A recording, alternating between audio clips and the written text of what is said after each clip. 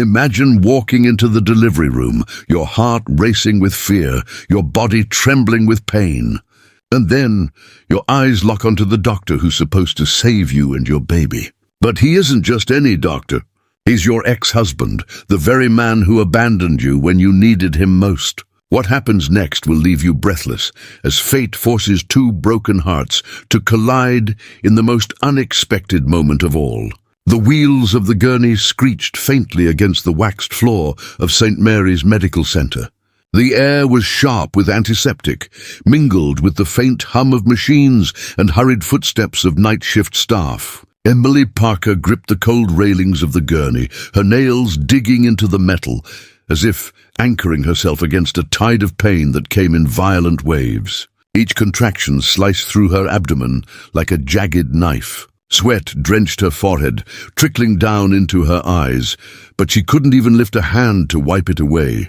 Her heart hammered, not just from the physical pain, but from dread. She had dreaded this night for months, going into labor alone, bringing life into the world without a partner by her side. She thought she had prepared herself for it, rehearsed it in her mind, braced her spirit. But nothing had prepared her for what awaited when the double doors burst open to the delivery ward.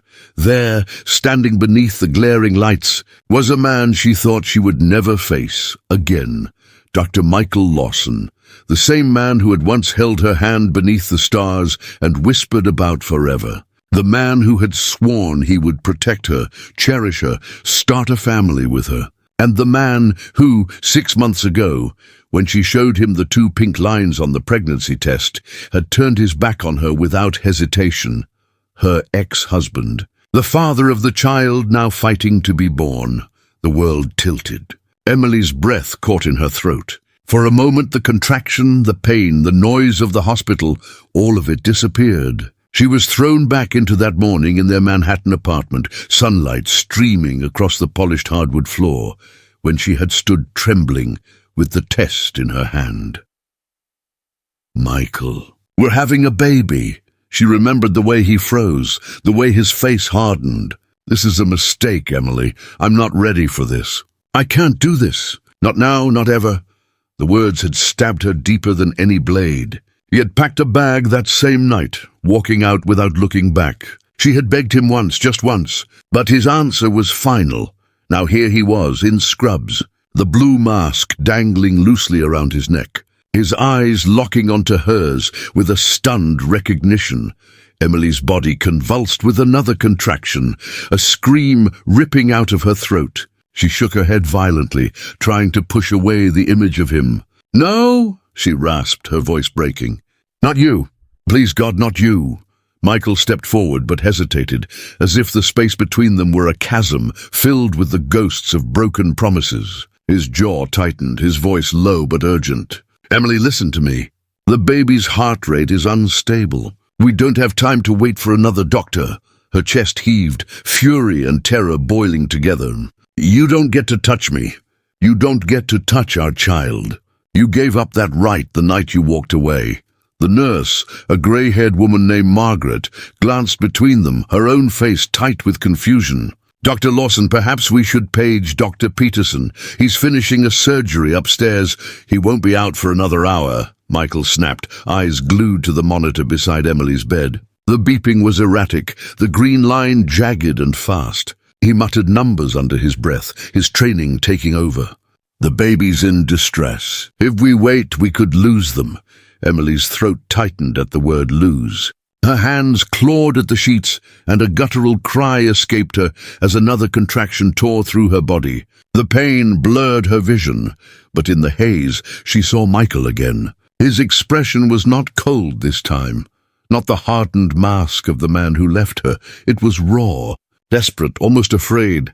"I know you hate me," he said, his voice cracking, just low enough for her to hear over the chaos. "And you should. But for this moment, for this life, we can't let the past decide. Emily, trust me just this once." Her body shook violently. She wanted to scream, to curse him, to claw at him for all the nights she had cried alone, for every baby kick she had felt with no one to share it with. And yet, as her gaze fell to the monitor, the heartbeat racing too fast, then dipping too low, she felt terror eclipse her rage. The baby needed help.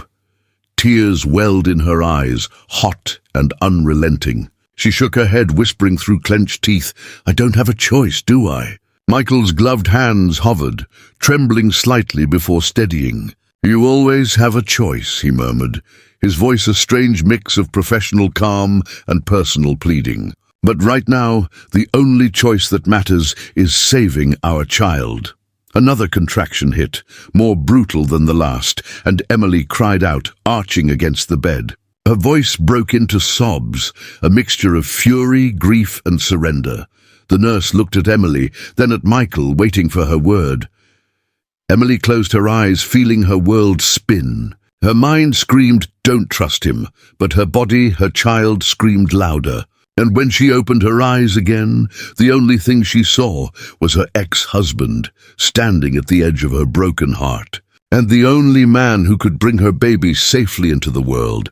She let out a trembling breath. "Do it." Michael's eyes softened with something like relief. He nodded once, pulling his mask up over his face. And as the team prepared the room for the delivery, Emily realized something terrifying. She still hated him. She still needed him. And in this moment, both truths could exist side by side. The delivery room buzzed with a tense urgency. Nurses moved quickly, wheeling carts of instruments into place, snapping on gloves, preparing syringes. The beeping monitor at Emily's side filled the room with an unsettling rhythm, sometimes too fast, sometimes too slow, reminding everyone of the fragile life balanced between seconds. Emily lay back against the thin hospital mattress, her body trembling. She could feel the sweat soaking the fabric beneath her, her breathing ragged and uneven. The contractions came closer together now, each one ripping through her like a storm she could not escape. She gripped the rails again, her knuckles white, nails biting against the cold metal. But even the unbearable pain couldn't blot out the sight of him. Dr. Michael Lawson, her ex-husband. His tall figure in scrubs dominated the space, his eyes fixed on the monitors, on her, on the crisis at hand. He looked different than she remembered, less polished, more hardened by time, and something deeper, something like guilt. The stubble along his jaw wasn't the calculated, stylish look he once maintained for social dinners and medical galas. It was rough, weary, human. Emily hated herself for noticing. Her mind flashed back 6 months earlier in the apartment they once shared in Brooklyn Heights. She had been standing in their kitchen, holding the pregnancy test in her shaking hand, the morning light flooding the counters. "Michael, I'm pregnant," she had said, voice trembling with both fear and joy. She had expected tears, a hug, maybe laughter. Instead, his face had gone pale. "I'm not ready for this, Emily," he said flatly, his tone more clinical than emotional, like a doctor delivering a prognosis. "I have a fellowship lined up. A child would ruin everything." She had begged him to reconsider, reminding him of their plans, their promises. But his answer was final. He had walked out that night, suitcase in hand, leaving her alone with 2 pink lines and a world collapsing at her feet. And now, here he was again, fate's cruel joke. The man who had abandoned her was the very man holding her future and her baby's future in his hands. Emily. His voice cut through her spiral, deep and steady, though his eyes betrayed a storm. "The baby's in distress. I need to examine you right now." Her throat tightened. "Don't touch me," she spat, her voice raw, torn between pain and fury. A contraction struck brutal, pulling a scream from her lungs. The nurse, Margaret, leaned over, whispering in her ear, "Breathe, honey. In through the nose, out through the mouth." "Stay with me," Emily tried, gasping, but her eyes never left Michael's. "Doctor," Margaret said softly, glancing between the two. "Should I call Dr. Peterson again?" Michael shook his head, his voice firm. "There isn't time. This baby won't wait." He turned to Emily, stepping closer. "Listen to me. I know I lost every right to ask you for anything. I know I broke you in ways I can never repair. But right now, your child needs me." Her chest heaved as her mind screamed, "Don't trust him."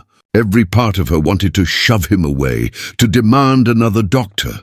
But another contraction ripped through her body before she could even form the words. Her scream filled the room, drowning everything else. Michael leaned forward, lowering his voice so only she could hear. "Emily, if you can't do this for me, do it for the baby, please." Her vision blurred with tears. "I hate you," she whispered, choking on the words. "I know," he said, and his voice cracked. "But let me save our child." The words hit her like another blade. Our child. He had called it a mistake, an accident. He had walked out without looking back. And now he dared to claim it as theirs.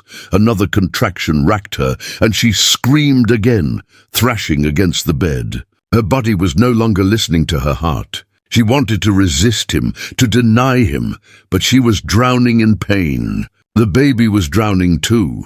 She collapsed back against the bed, gasping for breath. "Do it," she hissed through clenched teeth. "Just do it." Michael straightened, his jaw set with determination. He snapped on his gloves with a sharp motion, the sound echoing in the room. He moved with the precision of a man who had delivered hundreds of babies. But his hands shook faintly as he touched her for the first time in 6 months. Not as a lover, but as a doctor. 7 centimeters, he muttered after examining her. "Not enough yet, but the baby's heart rate is erratic. We need to be ready for a C-section if things worsen." Margaret nodded quickly, moving to prepare the surgical kit. Emily's heart hammered. A C-section? That wasn't what she had dreamed of. She had imagined holding her baby immediately, crying tears of joy, not lying helpless while surgeons cut her open under the cold lights. "Michael," she whispered, her voice breaking, "I wanted to do this naturally." He looked at her, his eyes softening behind the mask of professionalism. "I know, I remember." His voice lowered, almost a murmur. "Do you remember how we practiced breathing exercises? Sitting on the couch, counting together? I read those books for you. I wanted to be ready." The memory pierced her chest. Yes, he had once wanted to be ready, but he hadn't been. Another contraction hit, stealing her breath. She screamed, clutching the rails again. Michael leaned closer, his voice steady. "Emily, listen to me. Breathe with me, in, out." Just like before, through tears she followed, inhaling sharply, exhaling slowly, even as her body writhed in pain. "You're strong," he whispered. "Stronger than you know." Her eyes locked on his, fury and grief mingling with something she didn't want to admit, a flicker of trust. The monitor beeped again, this time sharper, more erratic. Margaret's face paled, Dr. Heart rate spiking. 190, then dropping. Michael's face hardened. "Cord might be compressed. We don't have long?" He turned to Emily. "We may need to operate now." "I won't sugarcoat it. It's dangerous, but I can do this." "I will do this," Emily's pulse thundered. "And if you fail?" He hesitated just for a second, then said softly, "Then I'll never forgive myself." "But I won't let that happen." Her tears spilled freely. She hated him. She needed him. And she feared that for the rest of her life she might never escape either truth. As the team wheeled her toward the operating room, Emily's mind reeled. The contractions tore her body, but the deeper pain was the man at her side, the man who had destroyed her once and who might, against every odd, be the one to save her now.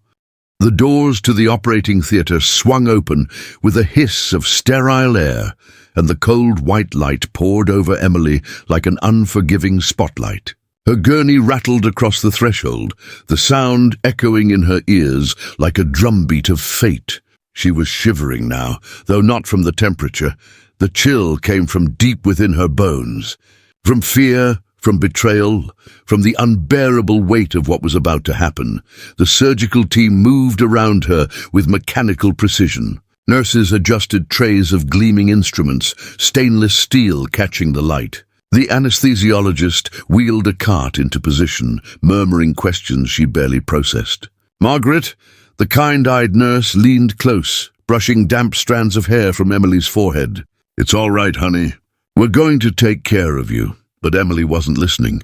Her eyes were fixed on the tall figure at the head of the room, Michael. He stood in his surgical gown, gloves on, mask drawn tight now across his face. His eyes, the same deep brown that once made her feel safe, were narrowed with focus, scanning monitors, giving clipped orders. Yet beneath the professionalism, she caught it. the flicker of something fragile, something human, when his gaze lingered on her longer than it should have. She wanted to scream at him. She wanted to cry out, "Why are you here? Why did you leave? Why do I still feel something when I look at you?" But the words lodged in her throat, drowned out by another contraction that ripped through her body. The monitor blared, the baby's heart rate dipping again. Panic clawed at her chest. "Dr. Lawson," the anesthesiologist said, "shall we proceed with epidural?" "Yes," Michael replied, his voice crisp, though his hands tightened on the edge of the bed, as if holding himself together. As the anesthesiologist worked, Emily's mind scattered, chasing fragments of memory. She remembered nights lying awake in that apartment in Brooklyn Heights, tracing the outline of Michael's jaw while he slept, whispering about the family they'd have. She remembered him promising, "No matter what happens, you'll never be alone." The cruel irony of that memory now was unbearable. The medication began to dull the sharpness of her pain, but it could not dull the ache in her chest. Her lips trembled as she forced herself to look at him again. "You called it an accident," she whispered hoarsely, her voice so soft only he could hear. "You called our baby a mistake." Michael froze. For a moment, the facade of the doctor slipped, and the man she once loved flickered through. His eyes closed briefly, as if bracing himself against a blow. Then he leaned closer, voice trembling. "I was a coward, Emily. I panicked. I thought walking away would save me from the fear that consumed me. But I was wrong. I've lived every day since then, regretting it. And now, if you'll let me, I'll prove it by saving this child." Her heart twisted. Rage told her not to believe him, not after everything. But the baby's heartbeat stuttered again on the monitor, and her body shook with fear. "It's not about him anymore," she reminded herself. "It's about the baby. Do it," she rasped. "Just don't let my child die." Michael's jaw tightened. "I won't," he said with a conviction that made something inside her waver. The surgical field was prepped. Drapes spread across her body. Instruments clinked as they were arranged in careful order. The anesthesiologist tested her response.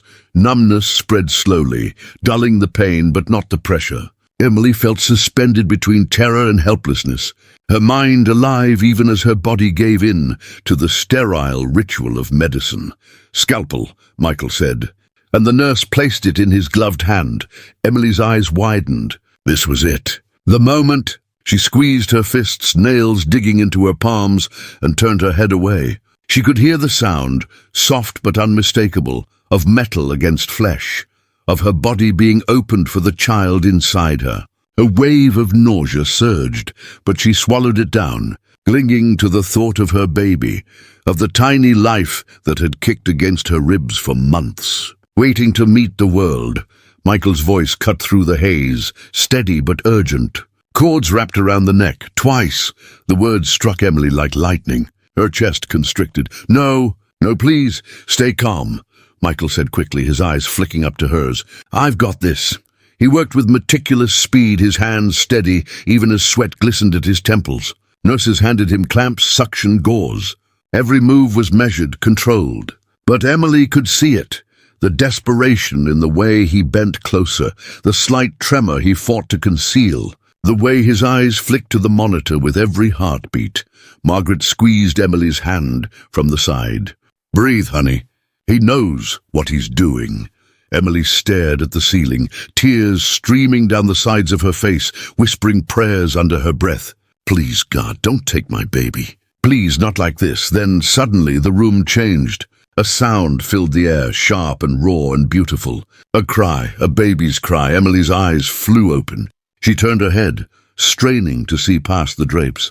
Michael was lifting a tiny, squirming body into the light. The baby's skin was flushed, little fists waving, lungs screaming life into the sterile air. "It's a boy," Michael said, his voice breaking, thick with emotion. For the first time in months, his eyes glistened with tears. Emily sobbed, her body shaking with relief. "Is he okay?" "Tell me he's okay." Michael's voice softened, reverent. "He's perfect." The nurse quickly wrapped the baby in a warm blanket, wiping his tiny face. Michael, still gloved, took him gently. his hands cradling the fragile body with a tenderness that made Emily's chest ache. For a moment he simply looked at the child, his child awe and sorrow mingling in his expression.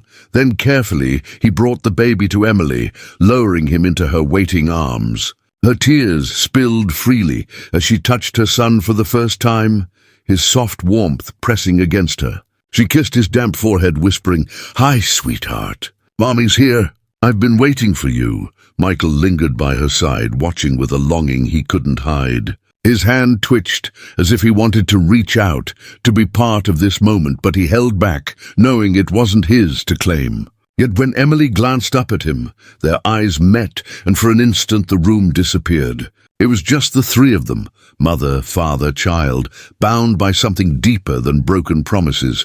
But just as quickly, Emily looked away, clutching the baby closer. She whispered his name softly, the name she had chosen months ago in solitude.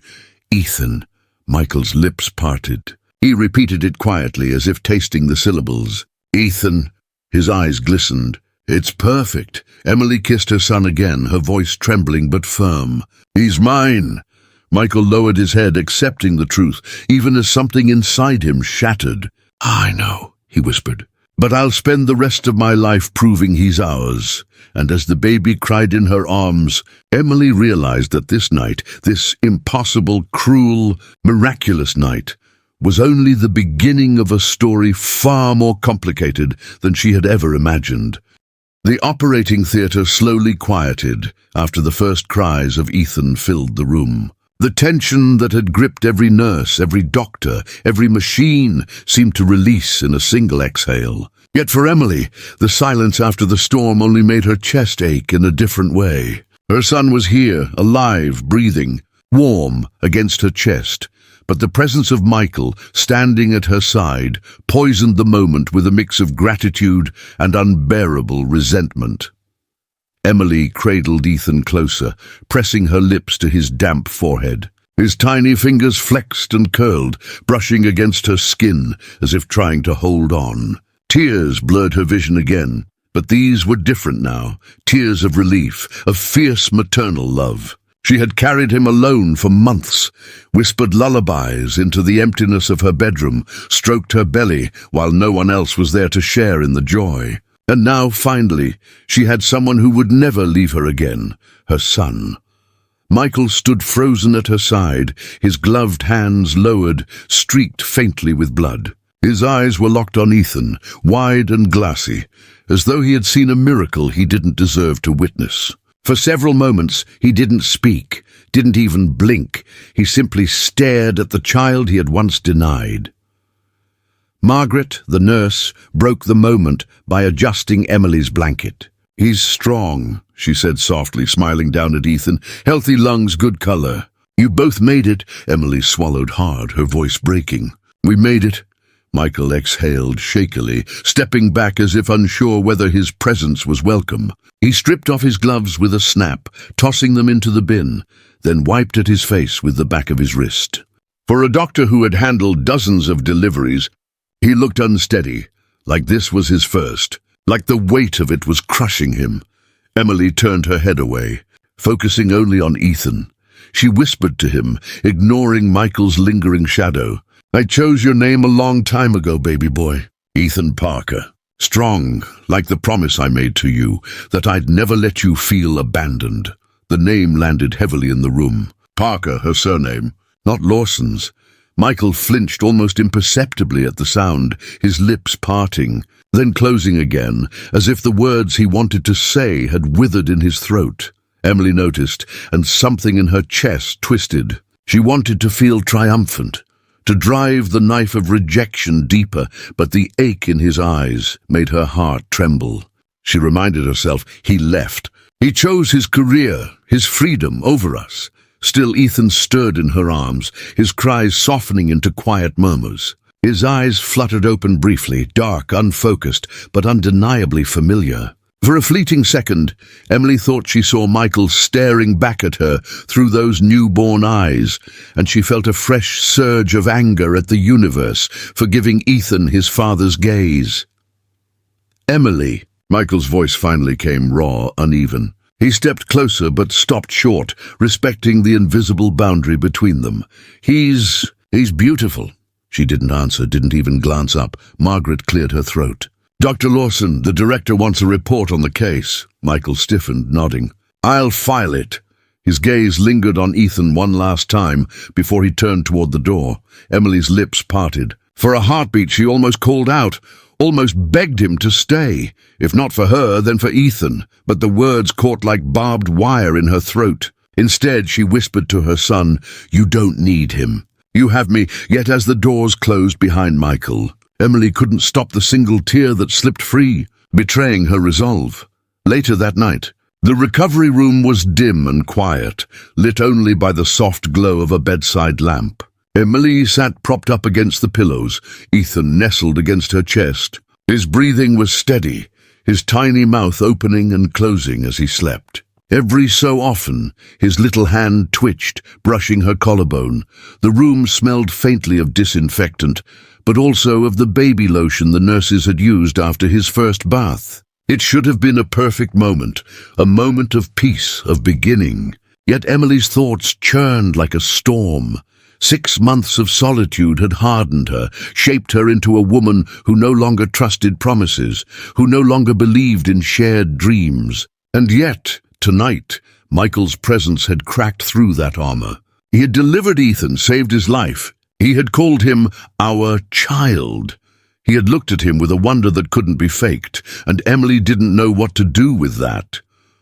A soft knock startled her. She looked up, expecting a nurse, but it was Michael. Out of scrubs now, dressed in plain clothes, his hair damp as if he had showered quickly, his face weary. He held a small bouquet of white lilies, awkward in his large hand. Emily stiffened immediately. "You shouldn't be here." "I know," he said quietly, stepping inside. "But I had to see him one more time." She clutched Ethan tighter. "No, you lost that right." Michael's eyes dropped to the floor. "You're right. I don't deserve it. But Emily, I need you to hear me." He looked up, his gaze steady, despite the tremor in his voice. "I was terrified. Not of you, not of him, of myself. My father walked out when I was a kid. He left my mom broken, and I swore I'd never be that man. But the moment you told me you were pregnant, all I saw was his reflection, staring back at me. I panicked. He became exactly what I feared." Emily's throat tightened. She wanted to scream, to throw his words back at him. But Ethan stirred in her arms, reminding her that her rage could not undo the past. "You don't get to excuse what you did," she said coldly. "Fear doesn't justify abandonment." Michael nodded slowly. "I know, and I'll carry that guilt forever. But let me make one thing clear. Leaving you was the worst mistake of my life. And if it takes the rest of my life to prove I'm not that man anymore, I'll do it." Emily's heart pounded. She didn't trust him. She couldn't forgive him, not yet, maybe not ever. But she also couldn't ignore the sincerity in his voice, the rawness of his confession. "You saved him tonight," she whispered, staring down at Ethan. "That doesn't erase what you did." "I don't expect it to," Michael said, his voice thick. I want a chance to be in his life, to be his father. Not for me, but for him." Emily's arms tightened protectively around her son. She had spent months imagining this moment, rehearsing the speech she'd give if Michael ever showed up. In those rehearsals she was strong, unyielding, unforgiving. But now, with Ethan sleeping against her heart and Michael's broken voice filling the room, she felt herself wavering. "I can't decide that tonight," she said at last, her voice trembling. "Not after everything." Michael's shoulders sagged, but he nodded. "Then I'll wait. As long as it takes." He placed the lilies gently on the table by her bed. "For you, for him." He lingered for a moment longer, eyes fixed on Ethan before quietly slipping out into the hall. Emily stared at the closed door, her heart torn. She whispered into the silence, "Why did you have to come back now?" Ethan stirred softly, as if answering with the only truth that mattered, because life had forced them back together. And Emily knew the story between her, Michael, and their son was only just beginning. The following morning, dawn spilled pale light through the blinds of the recovery room. Emily stirred awake, her body heavy from exhaustion, but her mind restless. Ethan lay in the clear bassinet beside her, swaddled tightly, his chest rising and falling with the fragile rhythm of new life. For a moment, the world was still, no pain, no anger, no broken promises. Just her and her child. But then memory returned like a cruel tide, Michael's hands catching Ethan, Michael's voice trembling when he announced, "It's a boy." Michael standing in this very room, with flowers and regret carved into his face. She shut her eyes tight, wishing she could erase the image, but it clung to her. A gentle knock came at the door. Emily stiffened instantly, fear rising that it might be him again. But it was Margaret, the grey-haired nurse. She smiled softly, carrying a tray with oatmeal, toast and tea. "Good morning, dear. How's our little fighter?" Emily forced a smile. "Sleeping." Margaret set the tray down and adjusted Ethan's blanket. "He's beautiful, strong. You did well, sweetheart." "Really well," Emily swallowed hard. Compliments felt hollow when her heart was still raw. "It wasn't just me," she murmured reluctantly. Margaret's eyes softened with knowing. "Sometimes life surprises us with who shows up when it matters most." Emily didn't respond. She didn't want to admit that Margaret was right. She kept her gaze fixed on Ethan, tracing the tiny curve of his cheek, the faint fuzz of dark hair on his head. He looked so much like Michael, it made her chest ache. By afternoon, visitors began to arrive. Emily's sister, Claire, breezed in first, her face lighting up at the sight of Ethan. She scooped him into her arms with practiced ease. "Oh, Emmy, he's perfect. Look at him. He's got your nose." She paused, her expression faltering as she glanced at the baby's dark eyes. And someone else's eyes. Emily's jaw tightened. "Don't." Claire hesitated, biting her lip. "Okay, I won't. But Emmy, we can't avoid the fact forever. What happens when Ethan starts asking questions?" Emily's chest squeezed. She had no answer. She had spent months convincing herself that she could raise Ethan without Michael, that she would be both mother and father. But the truth pressed heavy. Ethan did have another parent, one who had already forced his way back into the story. As Claire cooed at Ethan, the door opened again. Emily's breath caught. Michael, he stood just inside, hesitant, holding a folder of papers. His gaze flicked nervously from Emily to Claire, to the baby in her arms. I'm sorry to intrude. I just needed to check on his charts." Claire's eyes narrowed like knives. "You?" Michael nodded stiffly. "Yes, I'm his physician of record until discharge." Emily wanted to shout at him to leave, to stop invading every fragile corner of her recovery. But Ethan stirred at the sound of Michael's voice, his little fists twitching, and Emily's throat tightened. Claire looked between them, suspicion burning in her gaze. "You're Michael Lawson." "Yes," he admitted quietly. "And I know I don't deserve to be here. But I am." Claire's grip tightened on Ethan. "After what you did to her, you think you can just waltz back into their lives?" Michael flinched but held her glare. "No, I don't think that. I know I lost the right, but I can't undo what happened in the past. I can only try every day to do better from now on." Emily turned her face away, shame and fury twisting together. She hated that Claire was defending her. She hated even more that Michael's words pierced her defenses. That night, when the visitors had gone and the ward was quieter, Michael returned. Emily almost threw him out, but something in his expression stopped her. He looked stripped bare, no arrogance, no defenses, just a man on the edge. "Emily," he said softly, "please hear me out. Just this once." Her chest tightened. "You had your chance 6 months ago. You said everything then." "No," he said, shaking his head. "What I said then came from fear. What I need to say now comes from truth." He stepped closer, but not too close. Careful of the boundary she still guarded. "When my father left," he began, his voice heavy, "I swore I'd never repeat his mistakes. But when you told me you were pregnant, it felt like history repeating itself. I convinced myself I'd fail you like he failed my mom. And instead of fighting that fear, I let it rule me. I became him in the worst possible way." Emily's throat burned. "And you expect me to forgive you for that?" "No," he said quickly. "I expect nothing. I only hope that maybe, someday, you'll let me be here, not for you, but for him." He nodded toward Ethan's bassinet. Emily stared at her sleeping son, then back at Michael. A war raged inside her. Part of her wanted to shut him out forever, to protect Ethan from the pain of disappointment. But another part, small yet insistent, whispered that Ethan deserved the chance to know his father. "I don't know if I can trust you," she whispered. Michael's eyes glistened. "Then let me earn it. One day at a time. One diaper at a time. One night feeding at a time. Whatever it takes." Her lips trembled. "And if you walk away again?" His voice cracked. "Then I'll be the monster I've feared becoming my whole life. And I swear to God I won't let that happen." The room was silent except for the soft hum of the monitors. Ethan shifted in his sleep, releasing a tiny sigh. Emily closed her eyes, exhausted, torn, afraid. When she opened them again, Michael was still there, waiting, not demanding, not pressuring, just waiting. And for the first time since the night he left, Emily let herself wonder if maybe, just maybe, he could change.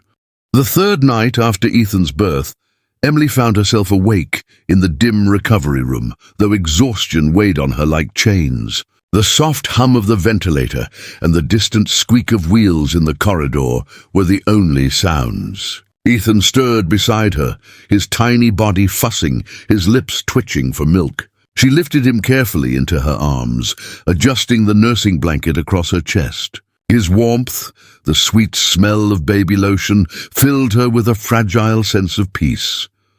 But as she rocked him gently, Emily's mind churned. Every time she closed her eyes, she saw Michael's face hovering above her in the delivery room, his eyes frantic yet resolute, his voice trembling as he whispered, "Trust me." And then she'd see Ethan's eyes opening for the first time, dark and familiar, mirrors of the man she was trying so hard to keep out. She pressed her lips to Ethan's soft hair. "You're mine," she whispered fiercely. "Only mine. No one will hurt you the way he hurt me." Yet deep down, a gnawing truth kept surfacing. Michael had been there when it mattered most. He had saved Ethan. He hadn't run that night. And that single fact clawed at the walls Emily had built around her heart. The next morning, discharge papers were ready. Margaret bustled in with a cheerful smile. "You're going home today, sweetheart. Both of you are doing well." She handed Emily a clipboard. "Just need your signature here."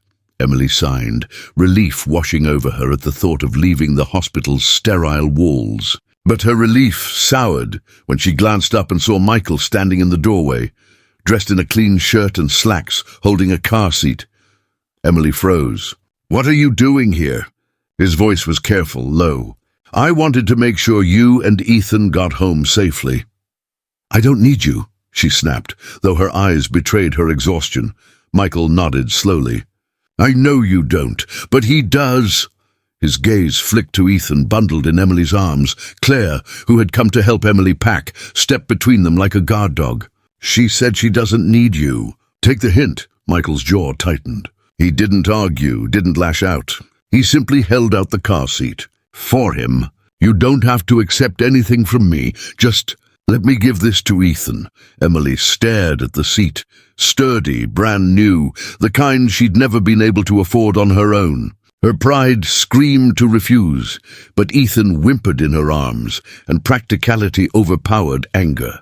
With a trembling sigh, she nodded. "Fine, leave it. Then go." Michael set the car seat gently by the bed. Thank you." His voice was almost a whisper. Then he left without another word. Emily felt Claire's hand squeeze her shoulder. "Good. You don't need him complicating things." But as Emily strapped Ethan into the car seat hours later, she caught herself running her fingers along its padded edge and thinking of Michael's hands. How steady they had been when catching Ethan. How careful when adjusting the tiny oxygen mask before the baby's first cry. She shook the thought away, angry at herself. Back at her apartment, life began to rearrange itself around Ethan. The small two-bedroom felt both too cramped and too empty. The crib stood beside her bed, decorated with the soft blankets she'd sewn during pregnancy. Bottles lined the counter. Diapers filled the laundry basket. The rhythms of newborn life consumed her, feeding every 2 hours, sleepless nights. Moments of pure bliss, followed by moments of sheer despair. One evening, as she struggled to quiet Ethan's relentless crying, a knock echoed at the door. She nearly ignored it, rocking her baby desperately, but the knock came again, firm, steady. When she opened the door, Michael stood there, holding 2 bags of groceries. Emily's heart pounded. "I told you—" "I know," he cut in gently. "You don't want me here, but I heard from Margaret that you've barely slept. I just wanted to help." "Nothing else?" Her pride flared. "I don't need charity." "It's not charity," he said softly. "It's penance." For a long moment neither moved. Ethan wailed in her arms, his tiny face scrunched in hunger and frustration. Emily's arms ached. Her whole body ached. And against her will, tears stung her eyes. Michael saw it. He stepped forward just enough to offer, not intrude. "Let me hold him, just for a minute." "You can rest your arms." Emily's instinct screamed no. But Ethan's cries grew louder, and her strength faltered. With a trembling breath, she placed the baby in Michael's arms. To her shock, Ethan quieted almost instantly. Michael rocked him with a tenderness Emily remembered from long ago, late nights on their couch when they used to dream of children. His deep voice hummed softly, a melody she didn't recognize, but one that calmed Ethan into soft hiccups. Emily collapsed onto the couch, burying her face in her hands. "Why now, Michael? Why come back when I finally learned to live without you?" He glanced down at the baby, his jaw tight. "Because I realized too late what I walked away from. And I can't let my son grow up thinking his father chose fear over him." Emily's tears fell freely. She wanted to scream that it was too little, too late. Yet seeing Ethan's tiny hand curl around Michael's finger, she couldn't deny the truth. Ethan didn't care about the past. Ethan only cared about the arms that held him now. Michael looked up, his eyes meeting hers across the quiet room. "I don't expect forgiveness. I don't even expect a second chance with you. But let me be here for him, please." Emily stared at him, her heart torn in two. She thought of the nights she had cried alone, the betrayal, the anger. But she also thought of Ethan's first breath, of Michael's trembling hands bringing him into the world. "I don't know if I can let you in," she whispered. Michael's voice cracked. "Then let me start at the door. I'll take whatever you give me, Emily, as long as I can see him, even if it's just for minutes at a time." Silence filled the apartment. Ethan sighed in his father's arms. His tiny body relaxed, his eyes fluttering shut, and Emily, against every wall she had built, felt the first crack of something dangerous. Hope. The days that followed blurred into an exhausting rhythm of sleepless nights, feedings, diaper changes, and whispered lullabies. Emily's apartment, once quiet and orderly, now pulsed with the unpredictable demands of new life. Bottles cluttered the counters, tiny onesies hung drying by the heater, and the faint scent of baby powder clung to every surface. Emily tried to hold it all together. She told herself over and over that she was strong enough, that she didn't need anyone. She had survived Michael's abandonment, survived labor, survived the brutal hours of birth. But no matter how strong she pretended to be, the truth pressed down on her.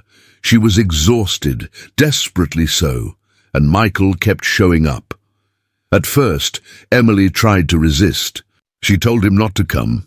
She told him to leave groceries at the door. She told him Ethan didn't need him.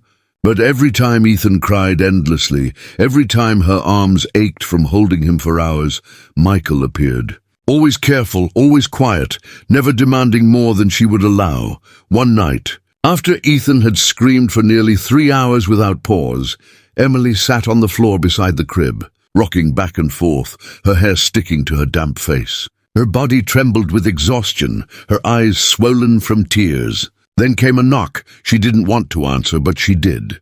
Michael stood there, dark circles under his eyes, wearing a simple hoodie and jeans. He didn't speak at first, only listened to the muffled sound of Ethan's wails echoing through the apartment.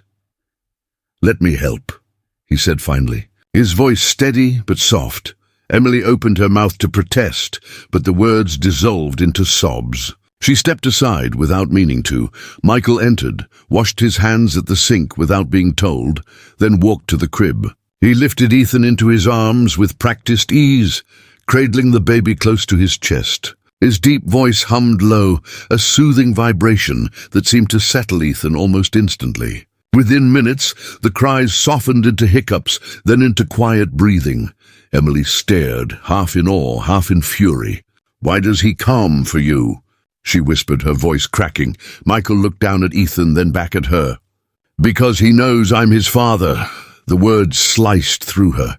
She wanted to deny it, to insist Ethan only knew her, that Ethan only needed her. But in that moment, watching father and son together, she couldn't escape the truth. Ethan's little hand clung to Michael's shirt, his cheek pressed against his father's chest, as if he had been waiting for that comfort all along. Michael began stopping by more often after that night. Not every day, and never without texting first, but often enough that Ethan began to recognize his voice. He'd bring diapers, formula, and sometimes simple meals, homemade pasta, roasted chicken, soup that Emily was too drained to cook for herself. At first, Emily resented his presence, seeing every visit as a reminder of the pain he had caused. But slowly, resentment gave way to something else, confusion. Michael didn't push her. He didn't demand forgiveness. He simply showed up again and again, patient and steady. One afternoon, Emily dozed off on the couch, while Michael played with Ethan on a blanket on the floor.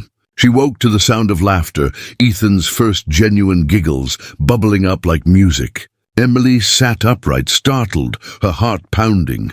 Michael froze, glancing at her, guilt flickering in his eyes, as though he had stolen a milestone that belonged to her.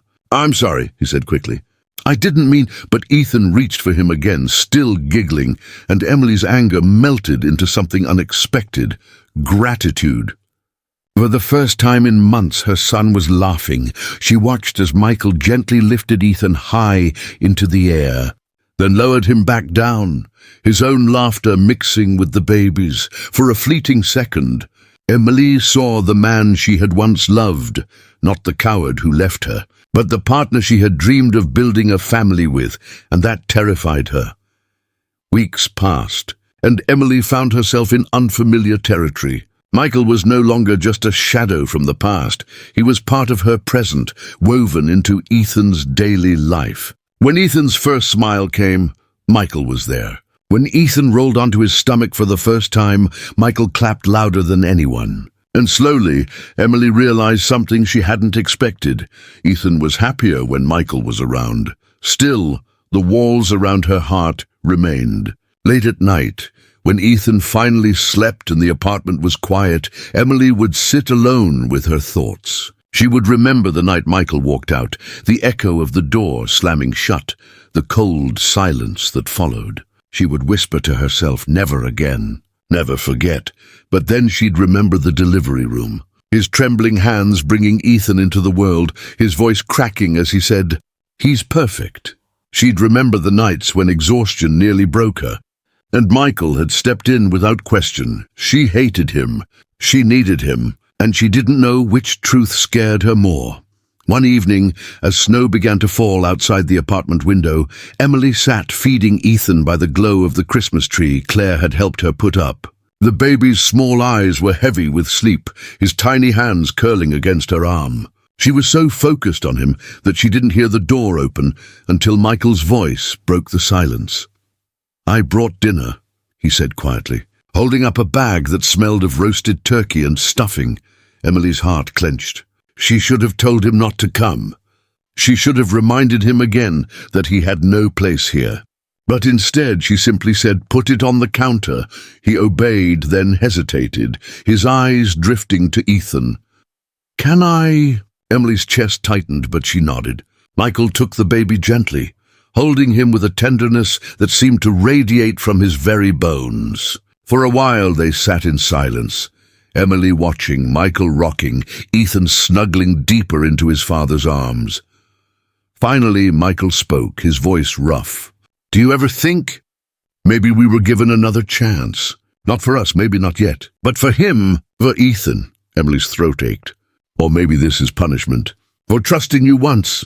Michael winced. "If it is, then I'll take it." I'll spend the rest of my life carrying the weight of what I did. But Emily, his voice broke, I'll also spend the rest of my life proving I won't do it again. Emily looked at him, really looked at him, and for the first time, she saw not just the man who had abandoned her, but the man who was fighting to return, not for her forgiveness, but for their son's love. She didn't answer. She couldn't. But when Ethan drifted into sleep, she didn't take him back right away. She let Michael hold him a little longer, and that small act of surrender felt like the most terrifying step she had taken in months. Winter settled heavily over the city, wrapping the streets in layers of snow and silence. Emily's apartment became both a sanctuary and a prison, warm with the soft glow of the heater, but heavy with unspoken tension. By now, Ethan was nearly 2 months old, his small body filling out, his cheeks rounder, his cries stronger. Every day he changed just a little. A new sound, a longer stretch of alertness, a smile that lit up Emily's world and pierced her heart.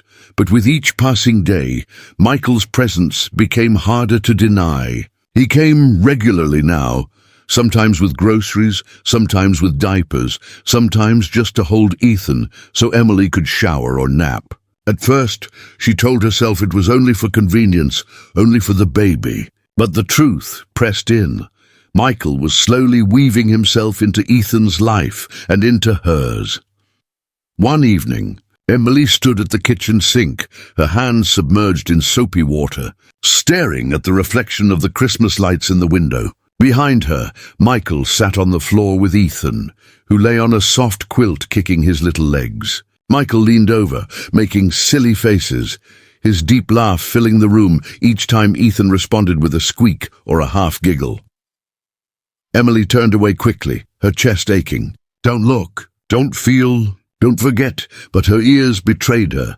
Ethan's bubbling laugh was the most beautiful sound she had ever heard, and it was Michael who had coaxed it out.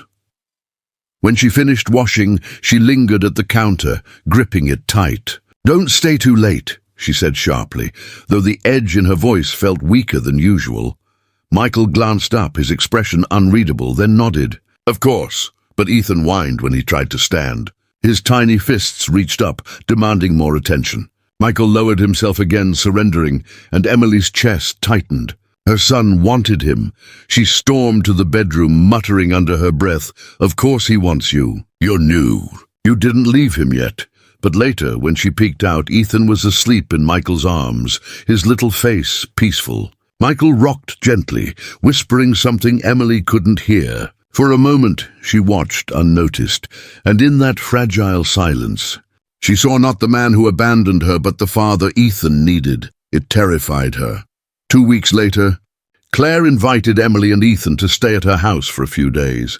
Emily agreed, needing a break from the suffocating tension of the apartment. But when she told Michael, his reaction surprised her. "That's good," he said softly, though his jaw tightened. "He should be surrounded by family."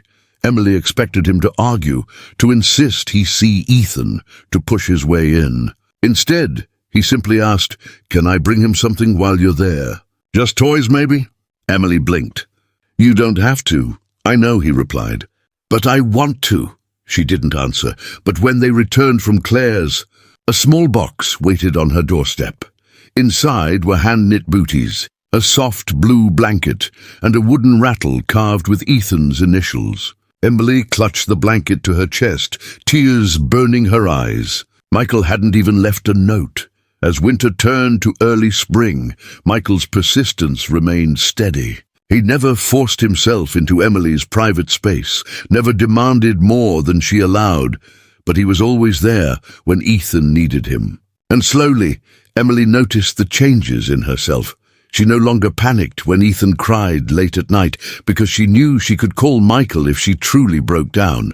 She no longer dismissed every gesture of kindness as manipulation because Michael never asked for anything in return. She even caught herself laughing once when Michael spilled formula all over his shirt, trying to prepare a bottle.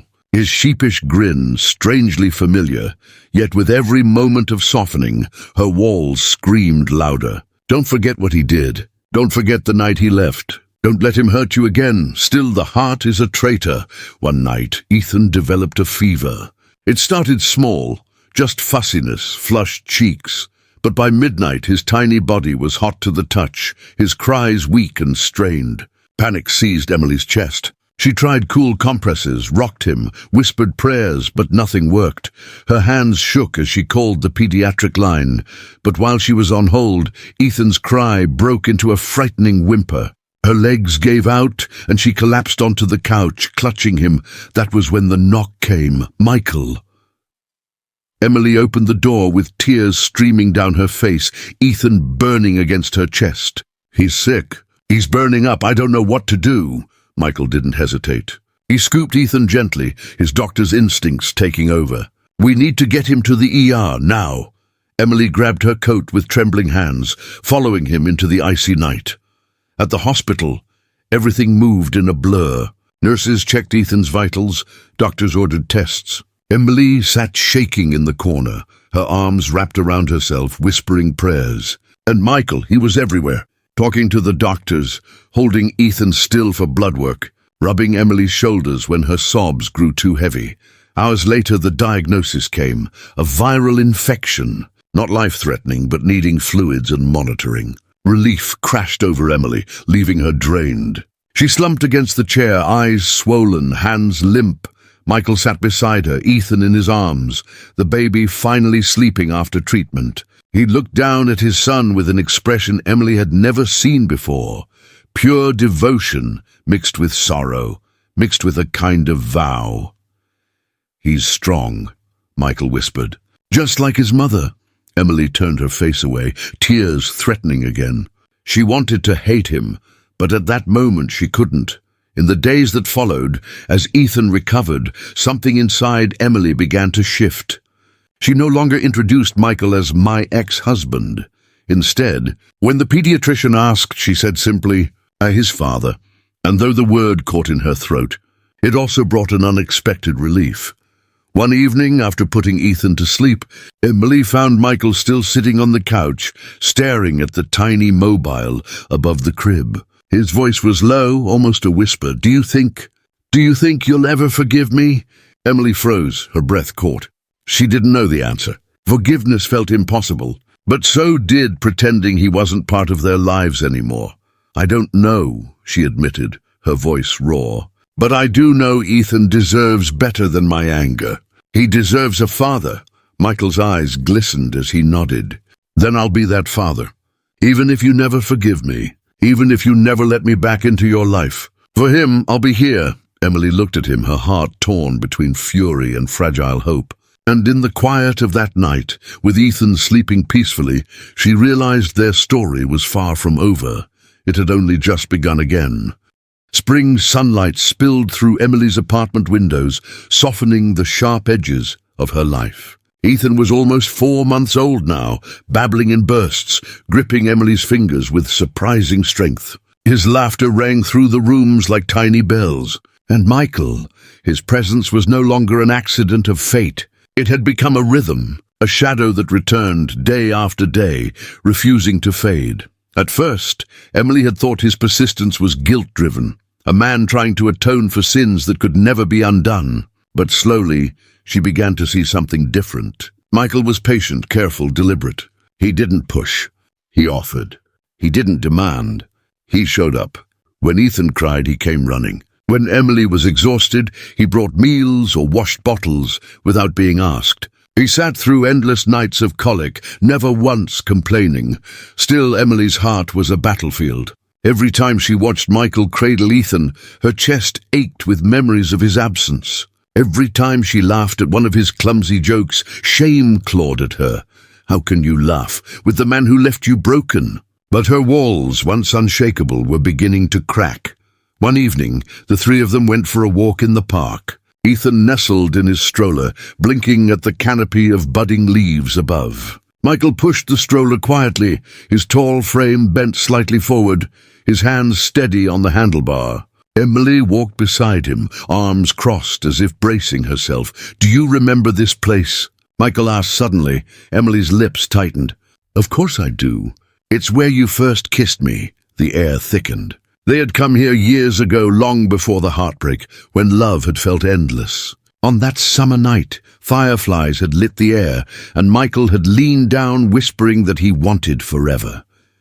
Emily quickened her pace, not wanting to drown in the memory. That was a long time ago. Michael's eyes flickered with regret, but he didn't argue. Some things don't feel long ago, he murmured. Silence stretched between them. The crunch of gravel under their shoes was the only sound, broken by Ethan's little coo from the stroller. Emily's chest softened at the sound. She reached down, touched her baby's tiny hand, and for the first time that evening smiled. Michael saw it and let out a breath he hadn't realized he was holding.